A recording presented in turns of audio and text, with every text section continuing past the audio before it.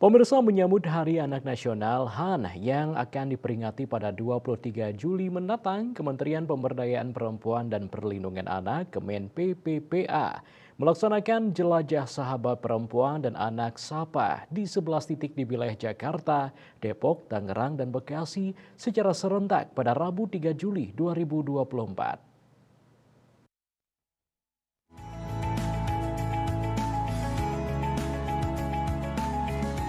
Usai menyapa dan menyaksikan penampilan anak-anak di Sekolah Rakyat Ancol, Jakarta Utara, Menteri PPPA, Bintang Puspayoga bertolak mengunjungi TK Inspirasi Indonesia di Kota Bekasi, Jawa Barat.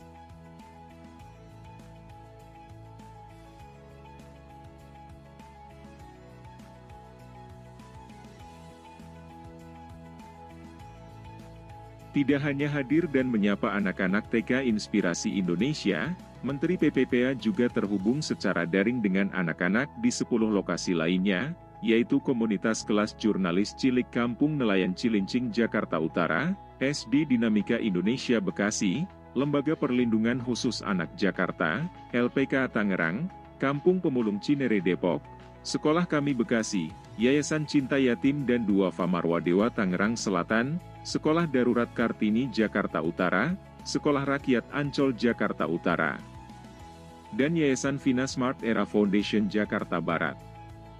Dalam kesempatan tersebut, Menteri PPPA mendengarkan aspirasi dari anak-anak di seluruh lokasi, serta memberikan motivasi dan dorongan untuk terus bersemangat dalam menggapai cita-cita, termasuk kepada anak-anak yang tengah menjalani pembinaan di LPKA.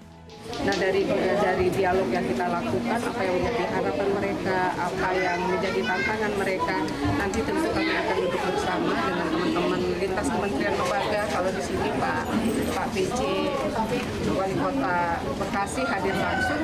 Nah ini yang kita ajak juga untuk menindaklanjuti permasalahan atau harapan-harapan dari anak-anak yang tadi kita ajak dialog dalam Menteri PPPA mengatakan, aspirasi dan partisipasi anak merupakan satu hal yang penting untuk diakomodasi oleh orang dewasa, termasuk pemerintah.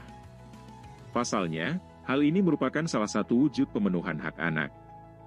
Dalam kesempatan yang sama, Direktur Jenderal Penguatan Daya Saing Produk Kelautan dan Perikanan KKP, Budi Sulistyo mengatakan, pembagian 3 ton ikan segar dalam kegiatan Jelajah Sapa, merupakan salah satu upaya untuk meningkatkan asupan protein masyarakat Indonesia.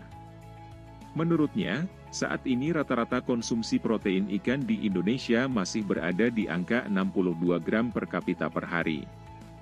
Sementara itu, penjabat Wali Kota Bekasi, Raden Gani Muhammad pun menyampaikan komitmen pemerintah Kota Bekasi dalam menurunkan angka stunting dan kemiskinan ekstrim, sebagai upaya mewujudkan Indonesia Emas 2045.